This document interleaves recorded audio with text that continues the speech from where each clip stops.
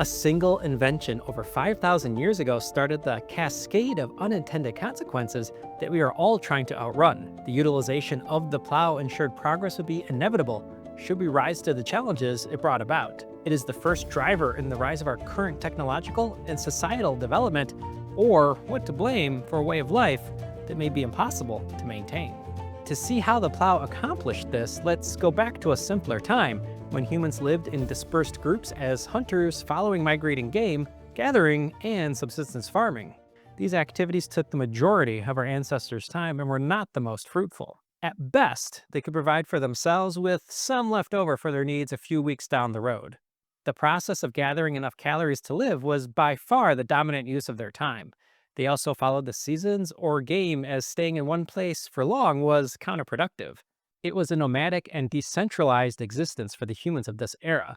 Some today may even call it an idyllic one. Generations of people experiencing very little change in the way things were. It was possible to know all that was known by your people, and there was very little encouragement from inside your community to create solutions to problems that didn't exist yet. All of that would change with the invention of the plow around 3000 BC in Mesopotamia and Egypt. The earliest versions were nothing more than a stick in the ground being pulled by some humans or oxen. Simple, but powerful. The plow dug deeper into the soil than hand tools, providing aeration, nutrient cycling, and weed control. It also increased the speed and amount of land that could be farmed. The net result was an increase in crop yield or efficiency of 20 to 30% and a total harvest increase of 500 to 1,000%. For the first time in human history, there was a large surplus of food. This was the trigger that launched humanity off in a myriad of directions all at the same time, instigating rapid change and a continual process of change, which we are still experiencing today. Few people could afford all the animals necessary to tend to the large fields, so each person contributed what they could. In doing so, they moved closer together and built more permanent homes. That's how towns and villages happened. More food meant more people being born, which is okay because you need them to help with the farm, but you quickly run out of things for them to do. Specialization, pottery, weaving, toolmaking, animal domestication, construction, priests, soldiers, and scribes, just to name a few. The villages became cities, and with them, all of the issues of putting a lot of people into the same place. But our intrepid ancestors did not call it quits and go back to the countryside. Instead, they created solutions to the problems. Sanitation? Create drainage systems and secure freshwater sources. Develop it further, and you end up with Roman aqueducts spanning hundreds of miles. Resource scarcity? You need to go further afield to find it or have it brought to you. So you build roads. Other groups trying to take what's yours? Walls, armies, weapons, armor, and machines of war. Someone needs to keep things orderly, so governments happen, and because it's not free, taxes. You get the point.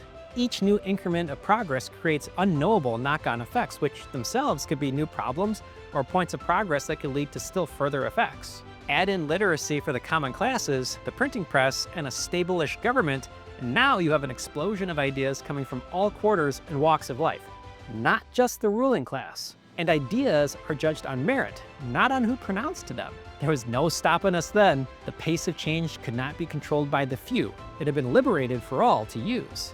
But it also meant that the world around you would change whether you wanted it to or not. Some problems are the same as they've always been. Overcrowding, water and food security, and physical security. We have developed solutions to these, though they are not applied evenly across the globe. Some more recent concerns are the proliferation of plastics and forever chemicals, which currently have no solutions. In others, like end of life for EV and appliance batteries, we have companies that recycle them, reducing and eventually eliminating the need for more mining.